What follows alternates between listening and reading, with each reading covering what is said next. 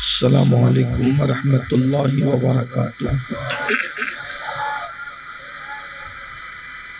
अल्हम्दुलिल्लाहि रब्बिल आलमीन वल आक़िबतु लिल मुत्तक़ीन वस्सलातु वस्सलामु अला सय्यिदिल अंबियाइ वल मुरसलीन व अला आलिहि व अस्हाबिहि तय्यिबीन अत्ताहिरीन अम्मा बअद।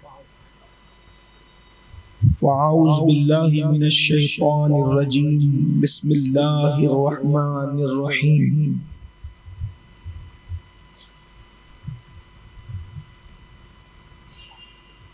इन्नमा युरीदुल्लाहु लियुज़हिबा अन्कुमुर रिज्स अहलल बैत व युतहिरकुम तत्हीरा।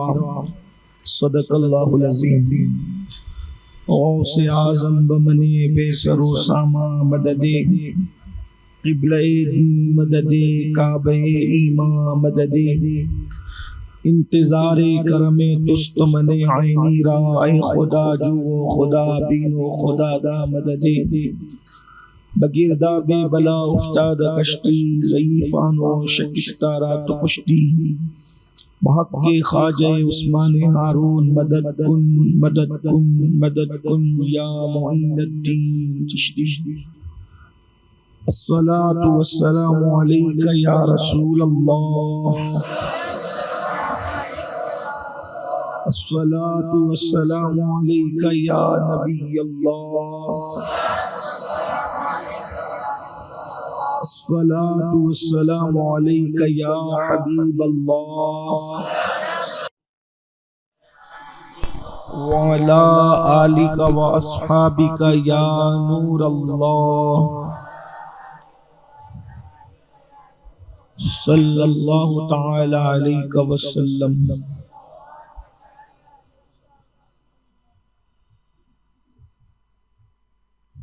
इन्नल तियारी हस्सबा यौमन इला अर्दिल हरम बल्लिग सलामी रौदतन फीहन नबिय्यिल मुहतरम।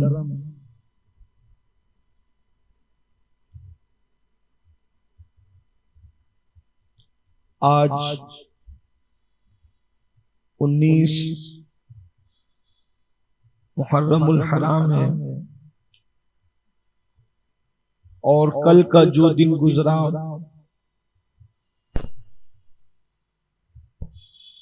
वो इमामुल मुहद्दिसीन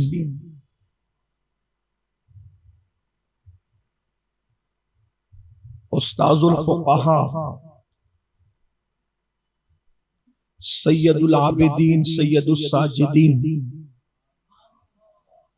मज़लूम करबला सैयदना अली इब्ने हुसैन इमाम ज़ैनुल आबिदीन रज़ियल्लाहु ताला अन्हु की शहादत का दिन था। उसी मुनासिबत से आज उनकी बारगाह में खुसूसी तौर पर खिराज अकीदत पेश करने के लिए इस इज्तिमा को उनकी ज़ाते सतूदा सिफात की बारगाह में मंसूब किया गया है। दास्तान करबला में बड़ा अजीम किरदार है आपका, लेकिन चूंकि वक्त की किल्लत की वजह से अलग से आपके किरदार पर कोई गुफ्तगू नहीं हो पाती। आपकी विलादत के बारे में मुअर्रिखीन में बहुत इख्तिलाफ है कि किस सन में आपकी विलादत हुई। बाज लोगों ने आपकी विलादत 34 हिजरी लिखी है।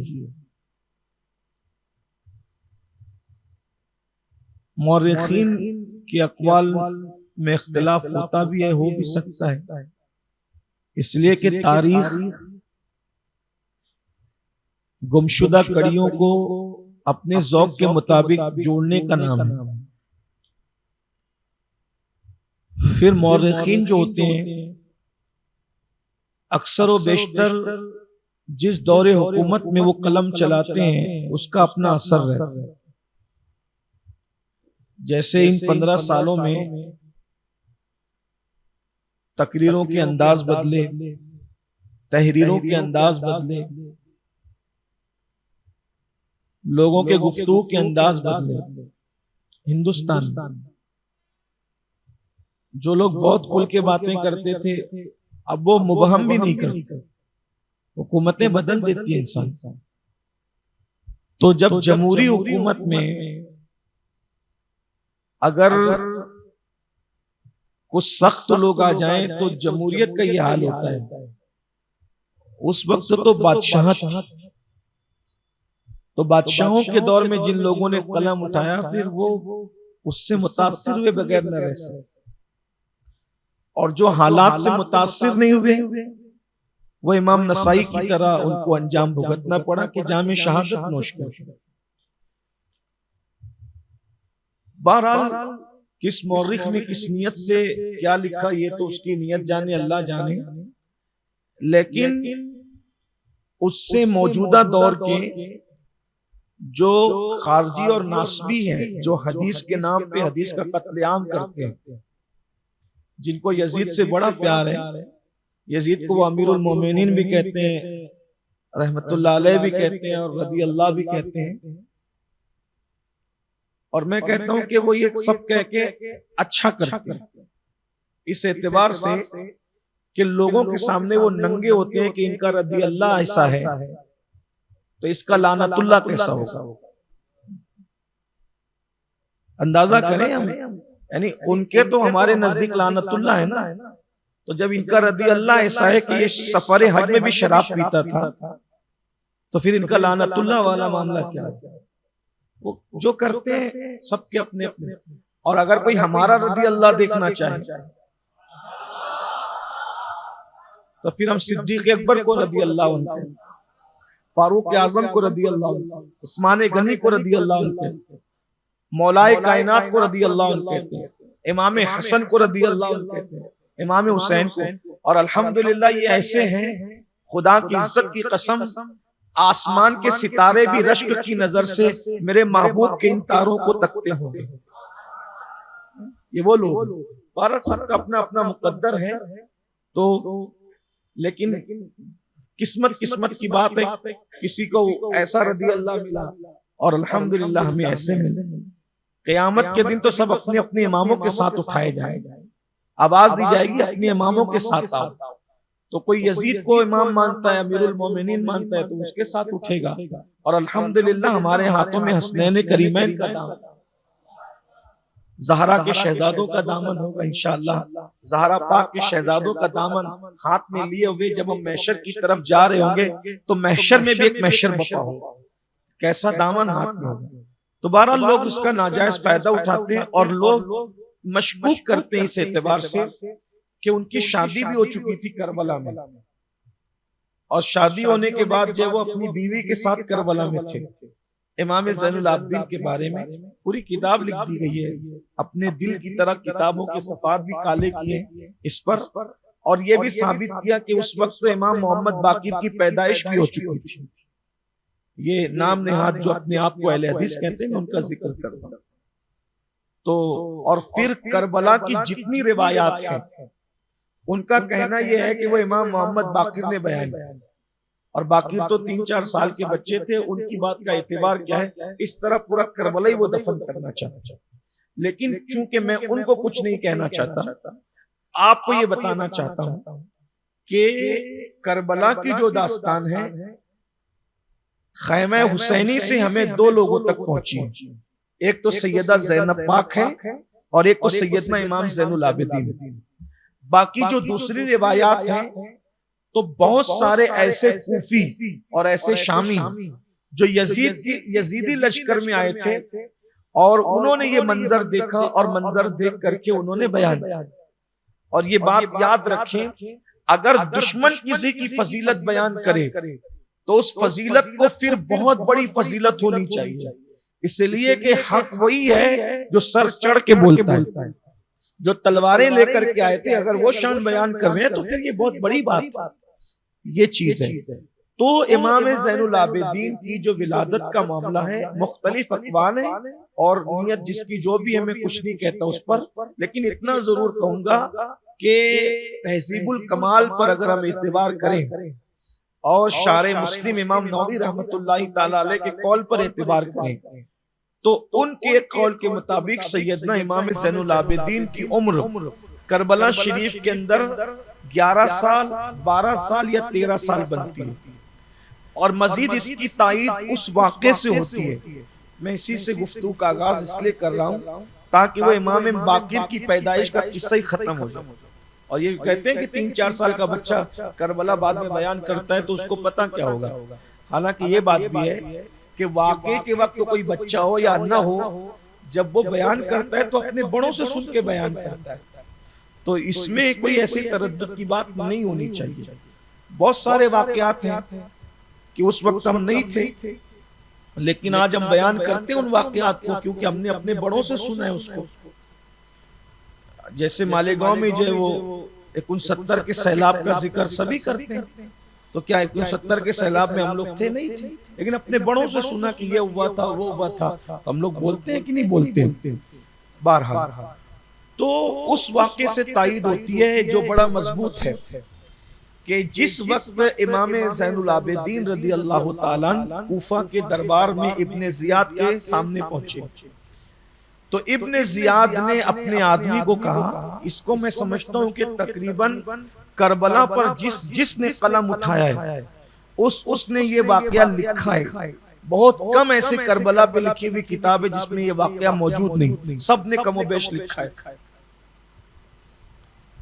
उसने इब्ने ज़ियाद ने कहा कि इस लड़के को चेक करो, ये बालिग है कि नाबालिग है।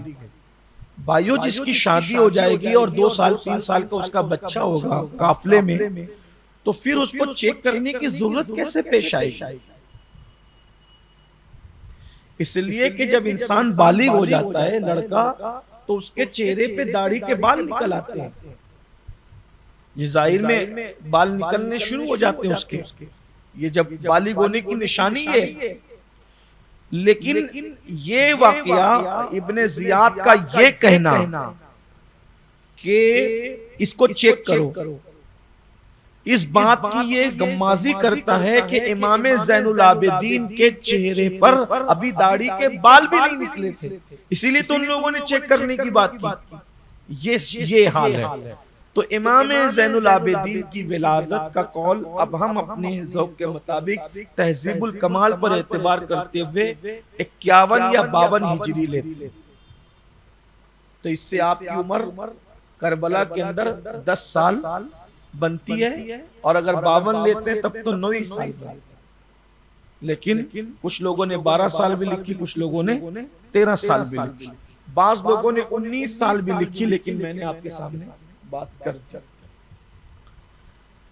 आपको उस्ताद की हैसियत से इमाम हसन और इमाम हुसैन जैसे बुजुर्गों की सोहबत मिली।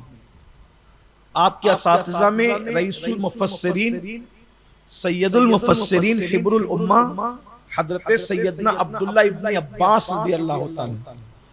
और आपको ये बात पता होनी चाहिए, खास बात, अहलुल बैत में ये जितने लोग हैं, ज्यादातर लोगों ने अपने घर में ही अपने खानदान के लोगों से इल्म हासिल किया, वो इल्म हासिल करने के लिए दूसरी जगह कहीं नहीं गए। तो आपके असातिज़ा ये हैं, और आपने रिवायतें हदीस भी की है। उम्मुल मोमिनीन उम्मे सलमा रज़ी अल्लाह ताला अन्हा से आपने हदीस की रिवायत की। इसी तरह से आपने उम्मुल मोमिनीन सैयदा आयशा सिद्दीका से भी रिवायत की। इसी तरह से आपने और भी बुजुर्गों से हदीस रिवायत फरमाई, यानी आप अपने दौर के बहुत बड़े मुहद्दिस भी हैं। इमाम ज़ोहरी, इमाम इब्ने शिहाब ज़ोहरी, जो अक्सर हम लोग बुखारी शरीफ के रावियों में जिनका नाम सुनते रहते हैं, इमाम इब्ने शिहाब ज़ोहरी रहमतुल्लाहि ताला अलैह, ये शागिर्द हैं सैयदना इमाम ज़ैनुल आबिदीन के। और वो फरमाया करते थे कि मैंने इमाम ज़ैनुल आबिदीन के दौर में ना उन जैसा खूबसूरत इंसान देखा और ना उन जैसा मुत्तकी इंसान देखा और ना उन जैसा इबादत गुजार इंसान देखा। यहाँ तक कि आपकी सीरत में लिखा हुआ है कि आप एक रात में 1000 रकअत नफिल नमाज अदा फरमाते हैं। अब यहाँ लोग घंटे और मिनट जोड़ने लगते हैं कि एक रात में इतना होता है तो 1000 रकअत कैसे होती है। कुछ लोग ऐसे आ गए हैं जिनको यानी कि जिनकी अक्ल अभी बालिग नहीं हुई, जिनका शऊर बालिग नहीं हुआ और वो तहकीक के मैदान में आ गए। उनको पता होना चाहिए कि अगर ये घंटे और मिनट जोड़ोगे तो कुरान की उन आयतों का क्या करोगे जिसमें ये लिखा हुआ है कि आपकी पलक झपकने से पहले तख्ते बिल्किस ला दिया जाएगा। तो अगर आसिफ बिन बरखिया पलक झपकने से पहले यमन का तख्त जो है मुल्क शाम में लाके पेश कर सकते हैं, अगर नबी का बेटा सैयदुल अंबिया का बेटा अगर वो वक्त में अल्लाह इतनी उसत दे दे, बरकत दे दे कि वो एक रात में 1000 रकअत नमाज अदा करे, तो बुजुर्गों ने लिखा ये आपकी करामतों में से करामत है। अरे इनके लिए रात भर में 1000 रकअत नमाज अदा करना क्या मुश्किल है बतौर करामत। मौलाए कायनात फरमाते हैं मैं घोड़े के एक ज़ेन पर कदम रखता हूं और दूसरे पर कदम रखने से पहले कुरान मुकद्दस खत्म कर लेता हूं। इसका जाहिर मुराद नहीं लिया जा सकता, ये बतौर करामत है, ये करामत के तौर पर है। अल्लाह तबारक व तआला पता नहीं कैसे करते हैं, ये अल्लाह रब्बुल इज्जत की। बल्कि कुछ लोग अभी भी दुनिया में ऐसे हैं, अभी भी दुनिया में ऐसे हैं, मेरी उनसे मुलाकात है, मैं उनको जानता हूं कि अगर आप उन किसी बंदे को कहें कि आप 1000 मर्तबा दुरूद शरीफ पढ़ें तो 1000 मर्तबा ये बंदा दुरूद शरीफ पढ़ेगा आम आदमी तो उसको 1 घंटा लगेगा, आधा घंटा लगेगा, लेकिन वो लोग 10 मिनट में पढ़ लेंगे। यानी आप हालांकि वो पढ़ेंगे वही दुरूद शरीफ जो आप पढ़ेंगे। यानी अभी भी अल्लाह वाले ऐसे दुनिया में मौजूद हैं कि जिनके वक्त में अल्लाह ताला ने बरकत दी है, उसअत दी है, वो हमारे दरमियान रहते हैं। और इस तरह का एक वाकया तो सैयदी आला हजरत ने अपने लिए खुद लिखा है, उन्होंने अपने लिए खुद बयान किया।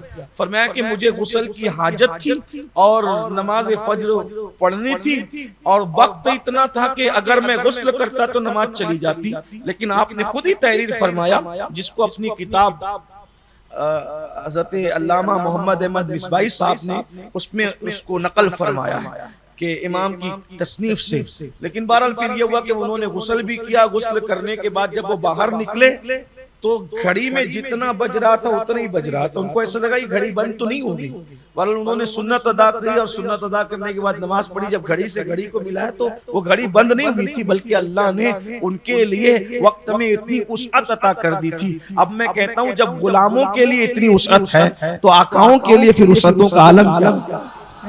ये उस खानदान के गुलाम है ना। अल्लाह अकबर। अंदाजा फरमाए जब गुलामी सच्ची कर ले तो खुदा ये मकाम अता करता है। तो इमाम ज़ैनुल आबिदीन का मकाम, इमाम ज़ैनुल आबिदीन तो हमारे पीरों के भी पीर है, जिनको पता है वो जानते, जिनको नहीं पता उनको मालूम होना चाहिए कि इमाम ज़ैनुल आबिदीन सिलसिले कादरिया, बरकातिया, रज़विया, नूरिया और उसके बाद ये जो मारेना मुतारा का जो सिलसिला हमारे यहाँ मौजूद है उसमें इमाम ज़ैनुल आबिदीन हमारे मुर्शिदों में आते हैं। लेकिन ये भी मुझे दुख है इस पर कि हम बात के मुर्शिदों की फातिहा तो उनके उर्स के दिन करते हैं, लेकिन जो मुर्शिदों का मुर्शिद है वो दिन चला जाता है, हमें तौफीक ही नहीं होती। शजरे में हम गौसपाक के नाम से पहले उनका नाम पढ़ते हैं, सैयदी अबू सईद मुखर्रमी का नाम पढ़ने से पहले उनका नाम पढ़ते हैं, जुनैद बगदादी सरकार का नाम पढ़ने से पहले उनका नाम पढ़ते हैं, अबू बकर शिबली का नाम पढ़ने से पहले उनका नाम पढ़ते हैं। ये सारे बुजुर्गों से पहले हमारे मुर्शिद है। हम शजरा पढ़ते हैं या इलाही रहम फरमा मुस्तफा के वास्ते, या रसूल अल्लाह करम कीजिए खुदा के वास्ते। फिर उसके बाद मौलाए कायनात का नाम आता है, मुश्किल हल का शहे मुश्किल कुशा के वास्ते, करबलाए रद शहीद करबला के वास्ते इमाम हुसैन का नाम आया, सैयदे सज्जाद के सदके में साजिद रख हमें, इल्मे हक दे बाकिरे अलमुल हुदा के वास्ते। आप बताएं कि ये नाम जो चौथा आया किसका नाम आया, बल्कि पांचवा नाम किसका आया? हुजूर अलैहिस्सलाम का पहला नाम, मौला अली का दूसरा नाम और तीसरा नाम इमाम हुसैन का और चौथा नाम सैयदना इमाम ज़ैनुल आबिदीन। ऊपर से हमारे चौथे मुर्शिद हैं, अंदाजा फरमाएं। और हम क्या सैयद सज्जाद के सदके में साजिद रखें। ये अल्लाह जो सजदा करने वालों का सरदार है, उनके सदके हमें भी सजदे की तौफीक अता फरमा। इल्म हक दे बाकिर अलमुल हुदा के वास्ते। और फिर इमाम बाकिर का नाम पांचवा आता है। इमाम बाकिर का लक़ब था अलमुल हुदा, हिदायत का परचम आपका लक़ब था अलमुल हुदा। और ये हिदायत का परचम आपको कहा गया, हिदायत का अलम आपको कहा गया। सैयदना इमाम मोहम्मद बाकिर रदियल्लाहु तबारक व तआला अन्हु, ये शान है इन लोगों की। लेकिन हम लोग ऐसी दिन गुजर, बड़ी माजरत के साथ बुरा मत मानना, हम अपने पीरों की फातिहा तो कर रहे हैं, लेकिन पीराने पीर जो बुजुर्गान दीन है वो यूं ही गुजर रहे। हम अपने बच्चों को क्या बताएं, अपने बच्चों को क्या बताएं। मैंने एक महफिल में लोगों को ये कहा, अगर दुनिया से राफजियत का खात्मा करना है तो अहले सुन्नत को चाहिए कि जिक्र अहले बैत कसरत से करें। जिक्र अहले बैत कसरत से करोगे राफजियत का खात्मा होगा। उसकी वजह यह है कि हमने जिक्र अहले बैत करना बंद कर दिया और गैर जरूरी लोगों का जिक्र शुरू किया। वो अपने अब्बा का कर रहा है, वो अपने दादा कर रहा है, वो अपने पीर का जिक्र कर रहा है। नतीजा यह है कि राफजियों ने चोर दरवाजे से इन बुजुर्गों को अपना कहना शुरू किया। ये बुजुर्ग राफजियों के कब से हो गए भाई? ये अइम्मे अहले बैत है ना, इमाम तो हिदायत याफ्ता लोगों का होता है, गुमराह लोगों का थोड़ी कोई इमाम होता है। तो हिदायत पर जब हमें दावा है कि हम ही और अल्हम्दुलिल्लाह हम ही है, तो ये सारे इमाम तो हमारे हैं। आज हम बाप दादाओं में उलझ कर रह गए और दूसरों ने इनको जो वो अपने खाते में डालने की कोशिश की। लेकिन ये लोग उनके नहीं है और ना वो उनके हैं, वो तो सियासत कर रहे हैं बुजुर्गों के नाम पे। हमारे बुजुर्गों ने इनका जिक्र किया, सच्चाई लोगों तक पहुंची। और आपको बताऊं, ये अइम्मे अहले बैत राफजियों से जितनी नफरत करते हैं कोई नहीं करता, बल्कि राफजियों को सबसे पहले जिसने राफजी कहा है वो नबी की अहलुल बैत है। आप क्या समझते हैं?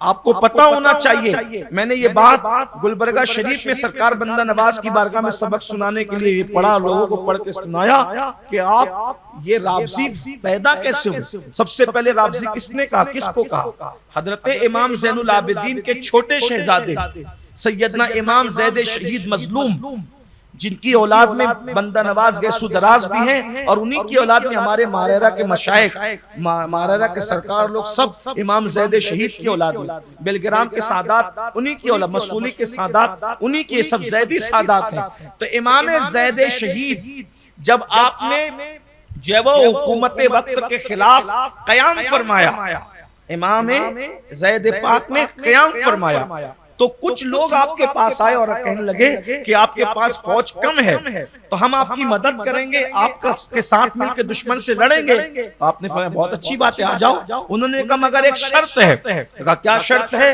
कहा आप अबू बकर और उमर पर लानत करें, आप अबू बकर उमर पे लानत करें, इनसे इन पे तबर्रा करें। तो हजरत इमाम ज़ैद ने फरमाया निकल जाओ, मुझे तुम्हारी जरूरत नहीं है, मैं अबू बकर और उमर को नहीं छोड़ सकता तुम्हारे लिए, तुम्हें छोड़ सकता हूं उनके लिए, तुम यहां से चले जाओ, तुम राफजी हो गए, राफजी। और पता चला मोहब्बत अहले बैत राफजी नहीं बनाती, सहाबा की दुश्मनी राफजी बनाती। ये इमाम ज़ैद पाक ने फरमाया कि तुम राफजी हो गए। और ये ज़ैद पाक के दिल में सिद्दीक़ और फारूक की मोहब्बत कितनी थी कि अल्लाह अकबर, लश्कर को छोड़ना गवारा किया मगर नबी के यारों को छोड़ना गवारा नहीं फरमाया। निकल जाओ तुम लोग राफजी हो गए। ये मेरे भाई इन आकाओं का जिक्र करो, कौन है ये इमाम ज़ैनुल आबिदीन 1000 रकात नफिल नमाज पढ़, नवाफिल की कसरत करने पर आपकी पेशानी पर सजदे का निशान पड़ गया। मियाना कद था, इबादत में रहते थे और अक्सर गिरिया करते थे। आपने सुना होगा कि इतनी छोटी सी उम्र के अंदर तो इतना बड़ा हादसा देखा, फिर उसके बाद कभी नहीं मुस्कुराए, कभी हंसे नहीं। करबला के बाद कभी नहीं, ऐसे बहुत गिरिया करते थे। एक दिन किसी ने पूछा इमाम आप इतना गिरिया क्यों फरमाते हैं? तो क्या बात कही है? फरमाया याकूब अलैहिस्सलाम तो एक यूसुफ को खोए थे, फिर भी रोते रोते उनकी आंखें सफेद हो गई। हालांकि याकूब अलैहिस्सलाम को यह यकीन तो नहीं था ना कि उनका यूसुफ दुनिया से तशरीफ ले गया, इंतकाल की खबर मोतेबर तो नहीं थी ना, उसके बावजूद भी याकूब अलैहिस्सलाम रोते रोते आंखें सफेद कर गए। मैंने तो 14 इंसान अपनी आंखों से कटते हुए करबला में देखे, मैं क्यों ना रोऊं। मैं मुझ पर वो गम का पहाड़ टूटा है, अगर पहाड़ों पर वो गम डाल दिया जाता तो पहाड़ भी पिघल जाते। आपका काम था तिलावत करना, इबादत करना, बस इबादत में मसरूफ रहते थे। बहुत लोगों से मिलते भी नहीं थे, बातचीत भी नहीं करते थे। जब लोगों ने आपको कहा कि हम आपके हाथ पे बैत कर लेते हैं, आपको अपना अमीर बना लेते हैं, मदीने मुनव्वरा पर आपकी हुकूमत होगी, आपने फरमाया मुझे कुछ ये सब नहीं चाहिए, मैं गोशा नशीनी रहना चाहता हूँ। और आपने पूरी जिंदगी गोशा नशीनी में गुजारी। और बाद में जब यजीद के बाद मरवान की हुकूमत आई और मरवान के बाद फिर उसके बेटों की हुकूमत आई, तो उसका बेटा था अब्दुल मलिक बिन मरवान। चूंकि मरवान की फिर नस्ल में देर तक हुकूमत चलती रही, तो ये अब्दुल मलिक बिन मरवान जो है, इसने इमाम ज़ैनुल आबिदीन को बहुत सताया। यानी वो जो हाथों में हथकड़ियां हैं और पैरों में बेड़ियां हैं, अगर आपके ज़हन में ये बात है कि करबला के बाद इमाम ज़ैनुल आबिदीन बहुत सुकून से थे, तो ऐसा नहीं है। करबला के बाद इमाम ज़ैनुल आबिदीन रज़ी अल्लाह ताला अन्हु को फिर हाथों में हथकड़ियां डाल के, पैरों में बेड़ियां डाल के घुमाया जाता था। इमाम इब्न शिहाब ज़ोहरी कहते हैं कि मैंने इमाम ज़ैनुल आबिदीन को देखा कि हाथ में हथकड़ियां, पैरों में बेड़ियां हैं, तो मैं रो पड़ा और मैंने कहा हजरत ये आपके साथ क्या सलूक किया जाता है। तो आप फरमाते हैं कि इमाम शिहाब ज़ोहरी के कॉल पर आप फरमाते हैं कि शिहाब ये तू क्या समझता है कि ये जो बेड़ियां मुझे डाली गई हैं तो मैं इसको छुड़ा नहीं सकता, ये तो मैं अल्लाह के इम्तिहान में जो है वो उसको राजी करने के लिए इम्तिहान दे रहा हूँ, वरना ये बेड़ियां मेरे सामने कोई हैसियत नहीं रखती।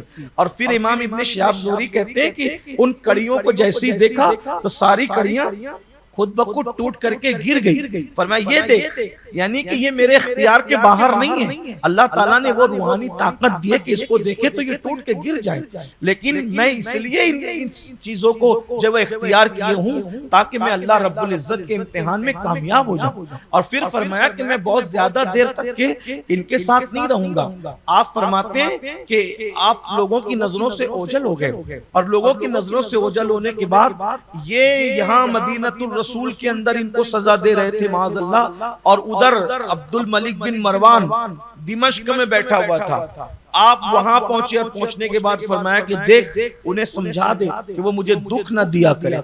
जब ये करामत अब्दुल मलिक ने देखी तो उसने हज्जाज को खत लिखा, कि हज्जाज यानी कि मैंने ये करामत इमाम ज़ैनुल आबिदीन की देखी है, इसलिए अब उनको सताया मत कर, उनको तकलीफ मत पहुंचाया कर, आले अब्दुल मुत्तलिब को तकलीफ मत देना, मगर याद रखना ये बात लोगों को पता न चले, यानी ये करामत वाली बात लोगों को पता न चले, हत्ता कि इमाम ज़ैनुल आबिदीन को भी इसकी खबर न हो। बस तुम अपना हाथ रोक लो, उन पर जुल्म न करो, बाकी उनको कोई खबर नहीं होना चाहिए कि ये बात मैंने तुम्हें लिखी करामत वाली और वगैरह वगैरह। उसने तो खत छुपा लिया। जिस तारीख को अब्दुल मलिक खत लिख रहा है उसी दिन उसी तारीख को इमाम ज़ैनुल आबिदीन उसके शुक्रिया का खत लिख रहे हैं कि तुम्हारा बहुत बहुत शुक्रिया, तुमने हज्जाज को ऐसी बात लिखी वो हमें पता चल गई। जब उसको पता चला तो वो और हैरान हुआ कि ये क्या लोग हैं, हम इधर चोरी चोरी चुपके चुपके ये सारी गंदगी करते हैं और उन लोगों के ऊपर सारी चीजें मुनकशिफ हो जाती है। अल्लाह तबारक व तआला ने इमाम ज़ैनुल आबिदीन फरमाया करते थे कि मैं तो असरार और रमूज को छुपाता हूं, अगर मैं जो उलूम हमारे पास है उसको न छुपाऊं और लोगों के सामने जाहिर कर दूं तो लोग मेरे कत्ल के दर पे हो जाएं और लोग मुझे बुत परस्त कहना शुरू कर दें। अल्लाह ने हमें वो उलूम अता फरमाए, वो उलूम की बारीकियां अता फरमाई। ये इमाम ज़ैनुल आबिदीन पाक फरमाया करते थे। इमाम ज़ैनुल आबिदीन के पास अल्लाह रब्बुल इज्जत ने वो उलूम के खजाने अता किए थे कि आपने इमाम मोहम्मद बाकिर को दिया, उन्होंने इमाम जाफर सादिक को दिया। आप चिड़ियों से भी गुफ्तगू फरमाते थे, चिड़ियों की बात, अल्लामा अब्दुल रहमान जामी फरमाते हैं चिड़िया ज़बा हो रही थी और कुछ कह रही थी, तो इमाम ज़ैनुल आबिदीन ने लोगों को फरमाया कि क्या ये तुम जानते हो चिड़िया कुछ कहती है? क्या कहती है? कहा कि वो चिड़िया अल्लाह का जिक्र कर रही है और आज की रोजी तलब नहीं कर रही, इसलिए कि वो दुनिया से जा रही है। चिड़िया की बोली समझते थे इमाम ज़ैनुल आबिदीन। अल्लामा जामी के कौल के मुताबिक आपने शवाहिदुन नबुवा में लिखा है। इसी तरह से हरनी से आपने गुफ्तगू फरमाई। एक मर्तबा जंगल में थे, चाश्त का दस्तरखान बिछा रहे थे, तो उतने में हरन जाहिर हुआ तो फरमाया मैं फातिमा का बेटा हूँ, आले नबी हूँ, आओ हमारे साथ खाना खाओ। तो वो हरन आया और आने के बाद जो है उसने खाना खाया हजरत इमाम ज़ैनुल आबिदीन के साथ। अल्लामा जामी ने तो खूब बयान फरमाया आपकी सीरत पाक को, लेकिन अल्लाह रब्बुल इज्जत ने जो आपको शान अता की थी, इल्मी शान, वजाहत, आपके दौर में लोग आपकी इतनी कद्र इज्जत करते थे कि जब आप हज के लिए जाते तो मरवान का पोता वलीद इब्ने अब्दुल मलिक इब्ने मरवान, ये उसका पोता, एक उसका दूसरा पोता हिशाम इब्ने अब्दुल मलिक इब्ने मरवान, ये भी बड़ा बदमाश था। जाहिर सी बात है जिस पर रसूलुल्लाह ने लानत की हो तो ये सारे बदमाश वहां नहीं होंगे तो फिर होंगे क्या? हाँ, इमाम हजरत उमर इब्ने अब्दुल अजीज जैसे लोग इन लोगों की बदमाशियों से बच गए। उसकी भी वजह है, वो थे फारूक आजम के औलाद के औलाद, यानी बाप का शजरा तो मरवान से ही मिलता था, लेकिन माँ का शजरा फारूक आजम से मिलता था। तो फारूक आजम की पाकीज़गी ने मरवान की गंदगी का कोई असर चढ़ने नहीं दिया। और ये बात मरवान की बेटी कहती भी थी कि ये बिगड़ गया है, हमारे खानदान का असर इस पर नहीं है। मैं तो पहले ही कहती थी कि उमर के खानदान की बेटी न लाओ वरना वो अपने नाना पे चला जाएगा, उनकी औलाद नाना पे चली जाएगी। और हुआ ही ऐसा। ये फारूक आजम की परहेजगारी थी, उनका तकवा था कि उनके खानदान की बेटी मरवान के खानदान में भी आई गई, लेकिन अल्लाह ताला ने जो औलाद अता की तो गोया के फारूक आजम की तासीर, जाहिर सी बात है उमर इब्ने खत्ताब की तासीर की शान क्या है। अरे जिसको देख के शैतान रास्ता बदल दे, मरवान की औकात क्या है और मरवान के खून की गंदगी की औकात क्या है। तो फारूक आजम रज़ी अल्लाह ताला के नसब की बरकत उसको उनको मिली, उमर इब्ने अब्दुल अजीज को। वो सुधरे हुए थे, नेक थे, परहेजगार थे, बल्कि पहली सदी के मुजद्दिद बने। ये सारा मामला फारूक आजम के नसब की बरकत थी, वरना मरवान के यहाँ तो सारे गंदे पड़े हुए थे, एक से एक लफंगे, एक से एक गंदे। क्योंकि अल्लाह के रसूल अलैहिस्सलाम ने उसके बाप पर हकम पे लानत की थी जब मरवान पेट में, जब मरवान बाप की पीठ में था। और जब मरवान पैदा हुआ तो अल्लाह के रसूल के यहाँ होता ये था कि जब बच्चे पैदा होते थे तो तहनीक के लिए, यानी कि लुआब चटाने के लिए हुजूर के पास लाए जाते थे। तो जब ये मरवान लाया गया एक रिवायत के मुताबिक, तो हुजूर ने फरमाया इसको मैं घुट्टी नहीं दूंगा, क्योंकि ये तो आका ने क्या क्या बात फरमाया, गिरगिट का बेटा गिरगिट है ये, मैं इसको, हुजूर ने वापस घुट्टी नहीं दी उसको। ये गिरगिट, गिरगिट किसको कहते, गिरगिट किसको कहते हैं? हाँ, वो जो रंग बदलता है बार बार। क्या हुजूर के अल्फाज का इंतखाब है, सुभान अल्लाह। मेरे आका की वो सुखन है जिसमें सुखन न हो, वो बयां है जिसका बयान। गिरगिट का बेटा गिरगिट है ये रंग बदलने वाला है। और वो रंग बदलता, उस्मान गनी की शहादत में उसकी साजिश, इमाम हसन की शहादत में उसकी साजिश, इमाम हुसैन की शहादत में उसकी साजिश, उसके बाद इमाम ज़ैनुल आबिदीन की शहादत में उसकी साजिश। कितनी साजिशें की है उसने, अल्लाह अकबर, बड़ा साजिशी था। और अल्लाह की शान, ऐसे साजिशी लोगों को अल्लाह उम्र भी कितनी देता है। मरवान सिफत लोगों को उम्र भी कितनी लंबी लंबी नसीब होती है, यानी सारी गंदगी करते रहे, मरवानियत करते रहे, उम्र पाते रहे, आखिरी में गर्दन भी हिलती रहे, गर्दन भी डगमगाती रहे, ताकि लोग जो है उनके जुल्म का, उनके जुर्म का तमाशा अपनी आंखों से देखें। ये हालात अल्लाह लंबी उम्र देता अल्लाह, इसलिए कि खोसटों को अल्लाह जल्दी मरने नहीं देता, फितना घरों को अल्लाह जल्दी मरने नहीं देता, उनकी सजा अल्लाह उनको दुनिया में देता है। बड़ी लंबी उम्र पर आखिरी में मरा कैसे? मरवान का जिक्र आ गया तो कह दो बिदाया व निहाया के, अल बिदाया व निहाया इब्ने कसीर। अच्छा, इब्ने कसीर, यजीद और यजीदियों के बारे में इब्ने कसीर को पढ़ने में मुझे खुशी इसलिए होती है कि इब्ने कसीर है उसी ग्रुप का, यानी उस ग्रुप से मुतासिर है। ये कहने का मतलब ये, क्योंकि इब्ने तैमिया के शागिर्द इब्ने कसीर, तो ये बहुत साइड खींचते हैं जब उनकी बात आती है, लेकिन इतनी साइड खींचने के बाद भी ये बात लिख दी कि मरा तो उसको औरतों ने मारा, लंबी उम्र बहुत फितना किया, उस्मान गनी बेगुनाह शख्सियत को शहीद करवाया, लेकिन जब मरा तो मारा उसको औरतों ने मारा। और उसमें यजीद की औरत भी बीवी भी शामिल थी, जो बाद में उसकी बीवी बन गई थी। वो एक अलग दास्तान है, किस्सा है। मैं अभी अपने उन्वान से हटूंगा तो इमाम ज़ैनुल आबिदीन का उन्वान रह जाएगा। लेकिन ये इबरत की बात है भाइयों, जब इंसान अपनी उम्र के अच्छे हिस्से में जुल्म करता है तो बुढ़ापा उसका बड़ा काबिल रहम होता है, मगर कोई रहम नहीं करता। जब बुढ़ा हो गया मरवान, बड़ी लंबी उम्र पाई उसने, बुढ़ा हो गया, उस बुढ़ापे में भी उसने कितनी साजिश की कि उसको ऐसा लगा कि यजीद का बेटा खालिद बादशाह बनेगा, यजीद का बेटा खालिद बादशाह बनेगा। क्योंकि बादशाह बनाया किसको यजीद के बाद बादशाह बनाया मुआविया इब्ने यजीद, यानी यजीद का बेटा मुआविया। वो नेक तबीयत इंसान था, उसको बादशाह बना। तो उसने क्या कहा, जिस तख्त पर अहलुल बैत के खून के छींटे हों, मैं उस तख्त पे नहीं बैठ सकता। और उसने कहा कि मेरे खानदान ने बुरा किया, मेरे बाप ने बुरा किया आले रसूल के साथ, मेरे बाप ने बुरा किया, आले रसूल पे जुल्म किया, इसलिए मैं उस तख्त पे नहीं बैठता। और उसने जो खुतबा दिया है तो वो खुतबा पढ़ने से ताल्लुक रखता है, सुनने से ताल्लुक रखता है। और 6 महीना वो बंदा रहा। अब यहां भी मैं एक बात आपको अर्ज करना चाहता हूं, 6 महीना वो बंदा इसलिए रहा कि वो अहलुल बैत की तारीफ करता। 6 महीने में उसको जहर देकर उसका किस्सा भी खत्म कर दिया मरवान। यानी उसको ये लगता था कि अगर ये जिंदा रहेगा तो ये हुकूमत जो वो अहलुल बैत के सुपुर्द कर देगा, तो इसलिए उसको भी जहर दे दिया। वो नेक इंसान था, अपने बाप से मुत्तफिक नहीं था वो, लेकिन उसका यजीद का दूसरा बेटा था खालिद, वो थोड़ा सा होशियार था, वो बड़ा ज़हीन और होशियार। तो असल में वही था मुआविया इब्ने यजीद, इसलिए कि जो हक पर हो वही होशियार होता है। लेकिन ये अल्लाह की शान देखें, हजरत मुआविया रज़ी अल्लाह ताला अन्हु के घर में यजीद जैसा पलीत पैदा हुआ, और यजीद जैसे पलीत के घर में फिर मुआविया इब्ने यजीद नेक इंसान पैदा। अल्लाह पाक फरमाता है, हम जिंदे से मुर्दा और मुर्दे से जिंदा पैदा करते। सहाबी रसूल हज़रत सैयदना अमीर मुआविया रज़ी अल्लाह ताला के घर में ऐसा बच्चा पैदा हुआ जिसको यजीद कहते हैं, और उसके बाद यजीद के घर में ऐसा बच्चा पैदा हुआ। ये अल्लाह की शान है। बहरहाल तो खालिद जो था, खालिद वो थोड़ा तेज दिमाग का था। तो मरवान को यूं लगा कि ये बादशाह ना बन जाए, तो मरवान ने क्या किया, जो यजीद की बेवा थी उससे शादी कर ली।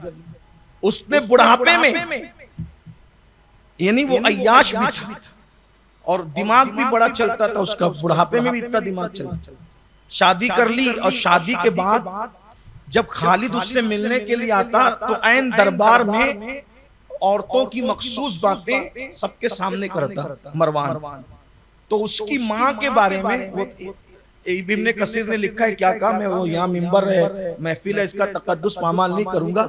तो उसमें जो है वो उसने खालिद की माँ के मखसूस मामलात का तस्करा सबके सामने किया। तो खालिद गुस्से में माँ के पास गया और माँ से कहा कि वो इस तरह की बातें करता है और तुम चुप रहती हो। जाहिर सी बात है, यजीद का बेटा था, माँ का कब अदब कर सकता था, तुम चुप रहती हो, ऐसी ऐसी बातें करता है। उसने कह के बताया। तो उस वक्त उसने कहा ठीक है, अब उसको मजा चखाती हूँ।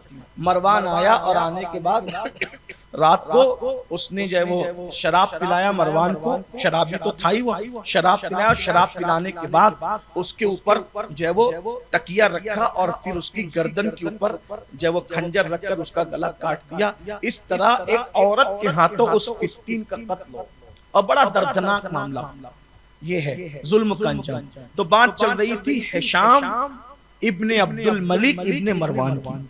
ये बड़ा बदमाश था, बहुत दुश्मनी थी इसको इमाम ज़ैनुल आबिदीन पाक से, जलता भी बहुत था, इसलिए कि हुकूमत इनके पास थी मगर पब्लिक के दिल आले रसूल की तरफ ही खींचे रहते थे। एक दिन हिशाम हज को गया, तो हज को जाने के बाद हजर अस्वद का बोसा लेना चाहता था, तो पब्लिक ने ऐसे धक्के दिए कि औकात सामने आ गई और फिर बोसा न ले सका। तो मिंबर लगा दिया मताफ में और जा करके बंदर की तरह बैठ गए। अब सोच भाई शर्मिंदा, क्योंकि शामी बड़े बड़े उमरा वुजरा उसके साथ थे, पब्लिक साथ में थी। अब उसको धक्का देके पब्लिक ने भगा दिया। हराम तो हराम है ना, फिर वहां अल्लाह का हराम अल्लाह का हराम है, वहां किसकी चलती है? बड़े बड़े जूतियां बजाकर निकल जाते हैं, कोई इनको पूछने वाला नहीं रहता। खुदा का हराम खुदा का हराम, अल्लाह जिसे चाहे इज्जत दे। फिर क्या था, बैठा ही था, कोई पूछने वाला नहीं था उसको। जब वो हजर अस्वद चुमने नहीं मिला, ऐसे में कुछ देर गुजरी थी कि एक खूबसूरत जवान ने मताफ में कदम रखा, और जैसे ही मताफ में कदम रखा लोगों के दिल उसकी तरफ क्या माइल हुए कि लोग दो रुइया होकर खड़े हो गए और कतार बना ली, और वो बिल्कुल आया और आने के बाद उसने हजर अस्वद को चूमा और तवाफ शुरू किया। तो जब ये हुआ तो शामी ये मंजर देखकर परेशान हुए, और परेशान होकर पूछने लगे कौन है ये जवान जिसकी मताफ में इतनी इज्जत है। मताफ में लोग जिसे इतना चाहते हैं कि एक हमने थोड़ी देर पहले तो देखा कि वक्त के बादशाह को धक्के दे करके भगा दिया, और इसके लिए लोग हट गए, जगह बना दी। कौन है ये? हिशाम जानता तो था कौन है, लेकिन लोगों के दिल उस तरफ माइल ना हो, घमंड में कहने लगा मैं नहीं जानता ये कौन। यानी ये तजाउल आरफाना की रिवायतें नहीं है, ये बड़ी पुरानी है। मैं नहीं जानता कौन है। तो जब कहा मैं नहीं जानता कौन है, तो कुछ सच्चे लोग भी हजरत फर्जदक शायर मौजूद थे। ये सहाबी रसूल के पोते होते फर्जदक, वो मौजूद थे। उन्होंने कहा हिशाम आप नहीं जानता, हालांकि वो शायर लोग भी बड़े होशियार होते हैं। हिशाम आप नहीं जानते, लेकिन मैं जानता हूं, इजाजत हो तो बताऊं कौन है। तो हिशाम ने कहा बताओ कौन है। उन्होंने बहुत बड़ा लंबा चौड़ा कसीदा लिखा, और जो कसीदा लिखा है वो भी पढ़ने से ताल्लुक रखता है। तो जब ये कसीदा सुना उस वक्त तो लाल पीला होकर रह गया। बाद में हजरत फर्जदक को उसने जेल में डाल दिया। ये बात हजरत इमाम ज़ैनुल आबिदीन को पता चली, तो आपने 10,000 दिरहम फर्जदक को भिजवाया और फरमाया मैं सफर हज में हूँ, इसलिए बहुत ज्यादा नहीं दे सकता, इतना ही कबूल कर लो, इंशाल्लाह फिर कभी अता करेंगे। कहा नहीं हजरत आप तो हज में आप लेने। कहा नहीं, हम एहसान करने वालों का एहसान चुका देते हैं। जब तुमने हमारी तारीफ बयान की है तो फिर हमने तुम्हें नवाज दिया। अल्लाह अकबर। इससे पता चला ये वो लोग हैं भाइयों जिनकी तारीफ करने पर नवाजा जाता है इंसान, और आज भी नवाज रहे हैं। अगर कोई सिद्क दिल से इन लोगों की तारीफ करे तो वो नवाजते हैं, अता होती है, सखा होती है, इनायतें होती है। वरना कौन किसको आज दुनिया में पूछता है। अल्लाह अकबर। तो बहरहाल जब कैद कर दिया फर्जदक को, वो भी फर्जदक था। 4 मिसरे उसके लिए भी लिखा, और क्या लिखा, ये शाम जब वो गधे की तरह तख्त में बैठ के सर हिलाता रहता है, बेवकूफ भेंगा। तो 4 मिसरे पहुंचे तो डर गया, क्या कि अभी तो जेल में डाला तो 4 लिखे, ये शायर पता नहीं क्या क्या लिखेगा। मैं जिंदा रहूंगा तो भी लिखेगा, मर जाएगा तो भी लिखूंगा, लिखेगा। तो उसने खौफ के मारे फर्जदक जो तलवार से नहीं डरा वो कलम से डरा, और फर्जदक के कलम से डर करके उसको आजाद कर दिया। ये हजरत फर्जदक इमाम हुसैन के दौर में भी थे, उनका जिक्र मिलता है। तो सैयदना इमाम ज़ैनुल आबिदीन जिंदगी बड़ी सादा थी, बहुत सादा। जब एक मर्तबा एक शख्स था मिंबर पे बैठ के अब्दुल मलिक के दौर में मौलाए कायनात को, इमाम हसन को, इमाम हुसैन को गालियां दी। मिंबर मस्जिद नबवी के मिंबर, इमाम ज़ैनुल आबिदीन उसको सुनते थे, और अपने बाबा और अपने बड़े अब्बा दोनों के की सुन्नत पे अमल करते हुए खामोश थे। इमाम हसन और इमाम हुसैन भी खामोशी से सुनते थे। जब मरवान बकवास करता था, मरवान का बेटा वो भी बकवास करता था, और मरवान का मुतय्यन करदा जो गवर्नर था वो भी बकवास करता था। ये सुनते थे, चुपचाप सुनते थे। एक दिन उस पर बादशाह नाराज हुआ, और बादशाह नाराज होकर उसने क्या किया, अपनी नाराजगी का बदला लेने के लिए कहा कि मैं इसको अब कत्ल करूंगा, लेकिन ऐसे कत्ल नहीं करूंगा, मदीने वालों पर जिस पे इसने जो जुल्म किया है वो सब अपना अपना जुल्म बयान करे, और इससे पूरी चाहे वो इसको सजा दी जाए। तो हजरत इमाम ज़ैनुल आबिदीन के शहजादे हजरत अब्दुल्ला, आपके एक शहजादे का नाम अब्दुल्ला भी, हजरत अब्दुल्ला वो हाजिर हुए का बाबा आज बदला लेने का वक्त आ गया है, हम लोग बदला लेंगे, क्योंकि बादशाह वक्त ने ऐलान किया है कि ये जो मिंबर पे बैठ के हमारे बाप दादाओं को गालियां देता था, हम सब्र से सुनते रहते थे, तो अब उसने कहा कि जिस जिस पे जुल्म हुआ है सब अपना अपना जुल्म बयान करें, हम बदला दिलाएंगे। इमाम ज़ैनुल आबिदीन ने फरमाया, बेटा अपना काम ही नहीं, हम बदला लेने वाले लोग नहीं, हम तो सब्र करने वाले लोग। हमने ये मामला अल्लाह पे छोड़ा है, अल्लाह मुंतकी में हकीकी है। कहा बाबा इससे बेहतर मौका कौन सा आएगा बदला लेने का? फरमाया बेटा जिनको लेना उनको बदला लेने दो, हम बदला लेने वाले लोग नहीं है, हम बदला नहीं लेते। इमाम ज़ैनुल आबिदीन पाक ने अपने बेटे को वसीयत फरमाई, और बेटा आइंदा भी ख्याल रखना, अगर कोई तुम पे जुल्म करे, ज्यादती करे, तो उसका बदला मत लेना, बल्कि उसको अल्लाह पे छोड़ देना, या तो माफ कर देना। इमाम ज़ैनुल आबिदीन रास्ते से चलते थे, हुकूमत वक्त लोगों को पीछे लगा देती थी, इनको गालियां दो। इमाम ज़ैनुल आबिदीन को करबला के बाद सुकून से नहीं रहने दिया गया, इनको गालियां दो। इमाम ज़ैनुल आबिदीन कहते थे, देखो मेरे मानने वाले मेरे बेटे इस वक्त नहीं सुन रहे, मेरे बेटे भी मानने वाले, तुमको जो कहना है कह लो, अगर मैं वहां पहुंचा जहां मेरे मानने वाले और मेरे बेटे होंगे तो वो तुमसे झगड़ा करेंगे, तुम्हें मारेंगे पीटेंगे, अच्छा नहीं लगेगा, इसलिए जो कहना है अभी कह दो मुझे। एक मर्तबा मरवान ने अल्लाह अकबर गाली दी सैयदना इमाम ज़ैनुल आबिदीन को, बड़ी गंदी गाली, वो भी मैं नहीं कह सकता, और वो गंदी गाली भी किस पर थी? अल्लाह अकबर, सैयदना इमाम हसन और इमाम हुसैन पर ऐसी गाली। जवाब क्या दिया पता है इमाम ज़ैनुल? हाय हाय हाय, क्या लोग हैं ये। जवाब ये दिया, मरवान तू जैसा कहता है अगर मैं वैसा ही है तो अल्लाह ताला मुझे माफ कर दे, और तू जानता है तू जैसा कह रहा है मैं वैसा नहीं हूं, तो दुआ करता हूं कि अल्लाह तुझे माफ कर। जा ये हाल इमाम ज़ैनुल आबिदीन। रोजाना रात को जो वक्त मिलता, मदीने मुनव्वरा के गरीबों की फहरिस्त आपके पास मौजूद, मदीने शरीफ के गुरबा की फहरिस्त आपके पास मौजूद थी। चुपके से निकलते, कंधे पर पीठ पर सामान लाद कर लोगों के दरवाजे पे डाल कर आते और लिखते ये तुम्हारे लिए हलाल है, तुम इसको कबूल करो। मदीने मुनव्वरा के गरीब लोग परेशान रहते कि आखिर कौन रख जाता है जरूरत की चीजें हमारे पास, कौन रख जाता है, पता नहीं चल। जब आपकी शहादत हुई, गुस्ल देने के लिए जब आपके कपड़े निकाले गए तो देखा कि पीठ पर बोरियों के निशान थे। तो लोगों ने कहा इमाम तो कहीं मजदूरी के लिए जाते नहीं थे, ये बोरियों के निशान कैसे? तो तब इमाम मोहम्मद बाकिर ने कहा, मदीने वालों, जो अपना पूरा सरार खादिम ढूंढते थे ना कि कौन रख कर जाता है सामान, वो कोई और नहीं था, ये नबी का बेटा था इमाम ज़ैनुल आबिदीन। और ये ज़ैनुल आबिदीन और सैयदुल आबिदीन का लक़ब अल्लाह के रसूल ने अता फरमाया।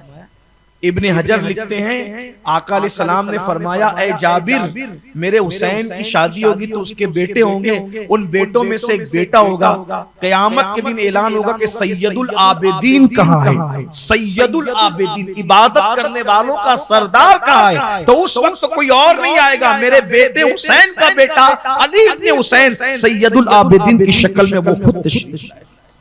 आका ने ये लक़ब दिया, और ज़ैनुल आबिदीन का लक़ब भी ये गैब से आया, गैब से। ज़ैनुल आबिदीन हुजूर ने भी कहा, सैयदुल आबिदीन भी कहा, लेकिन गैब से भी ये लक़ब अता किया गया।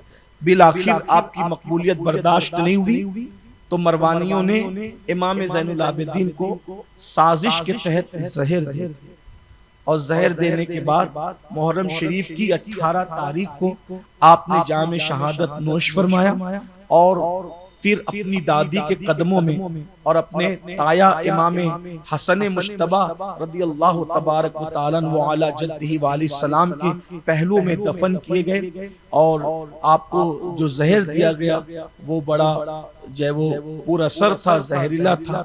जब आपको जहर दिया गया तो थोड़ी ही देर में उसका असर जाहिर होने लगा, बिलाखिर आपने जामे शहादत नोश किया। ये भी दास्तान अहले बैत है कि इमाम हुसैन के बाद लगातार जितने शहजादे हुए ज्यादातर शहजादों को जहर दिया। इमाम मोहम्मद बाकिर को जहर दिया, इमाम जाफर सादिक को जहर दिया, इमाम मूसा काजिम को जो है वो मदीने मुनव्वरा से बगदाद तक हथकड़ियां और पेड़ियां डालकर पैदल खींचते लाया गया और आपको जहर दिया।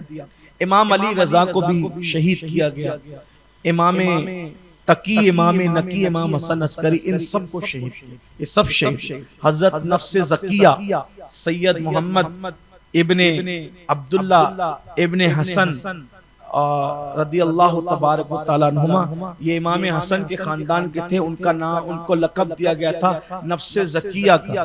ये अब्दुल्ला अल महस के बेटे थे। अब्दुल्ला अल महस, मोहम्मद इब्ने अब्दुल्ला अल महस इब्ने हसन अल मुसन्ना इब्ने इमाम हसन, ये उनका शजरे नसब है। उनको भी जहर दिया गया। उनके भाई इब्राहीम, उनको भी शहीद किया गया।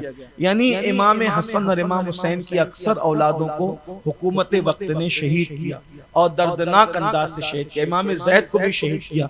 ये दास्तान है उन लोगों की।